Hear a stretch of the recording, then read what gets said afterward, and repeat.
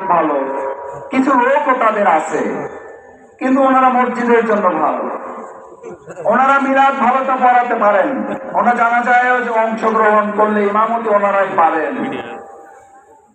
ভালো করে স্মরণ করিয়ে দিতে চাই, সম্মানিত রায়পুরবাসী, বাংলাদেশ জামাত ইসলামী শহীদ আমির জামাত মাওলানা মতিউর রহমান নিজামীকে শুধু হত্যাই করা হয়েছিল এই কারণে যে তিনি সততা এবং দক্ষতা যোগ্যভাবে তৎকালীন দুর্নীতির মুক্ত শিল্প এবং কৃষি মন্ত্রণালয় পরিচালনা করে সংসদে তিনি চ্যালেঞ্জ করেছিলেন।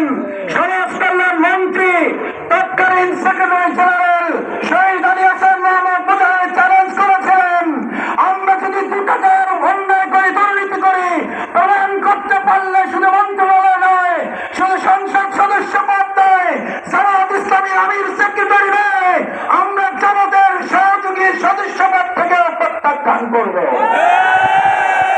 রায়পুরবাসীর কাছে জানতে চাই, সাংবাদিক বন্ধুগণ আছেন, আপনাদের সিনিয়র যারা আছেন, আজকে চ্যালেঞ্জ করে রেখে গেলাম, বাংলাদেশ জামাত ইসলামের কোন 1 টাকার দুর্নীতিকেও কোথাও প্রমাণ করতে আজ পর্যন্ত কি নেতৃবৃন্দের ব্যাপারে পেরেছে?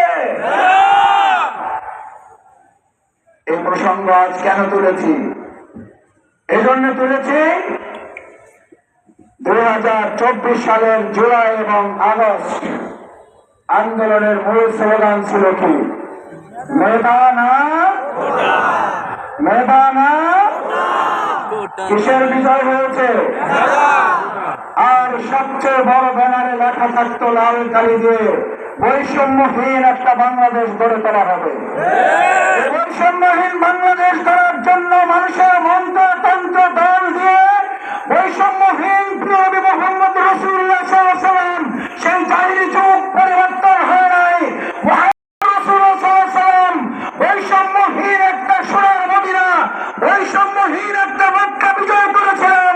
ইসলামী অনুশাসনের মাধ্যমে আমার জনতার কাছে আজকে আহ্বান জানাতে চাই, বৈষম্যহীন বাংলাদেশ মুখের কথা হবে না, ইসলামী অনুশাসনে আছে বৈষম্যহীন বাংলাদেশের একমাত্র ক্রান্তি।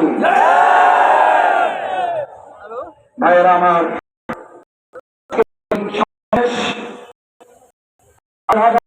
সুন্দর সম্ভাবনার বাংলাদেশকে যদি কেউ ব্যাহত করে, আমি আপনাদের কাছে প্রশ্ন রাখতে চাই, এই ব্যাহত করা বাংলাদেশের আবার কোন ষড়যন্ত্রকারী, আবার কোন লোকেরা, আবার কোন সুদ ঘুষ দুর্নীতি চাঁদাবাজ দখলদারিত্বের রাজনীতির সাথে যদি কেউ সম্পৃক্ত হয়, তাহলে বাংলাদেশের মানুষ ইতিমধ্যে সিদ্ধান্ত নিয়ে ঘোষণা করে দিয়েছে, আমাদের শহীদ আবু সাঈদ বীর মধ্যে বাংলাদেশের হয়নি সিদ্ধ।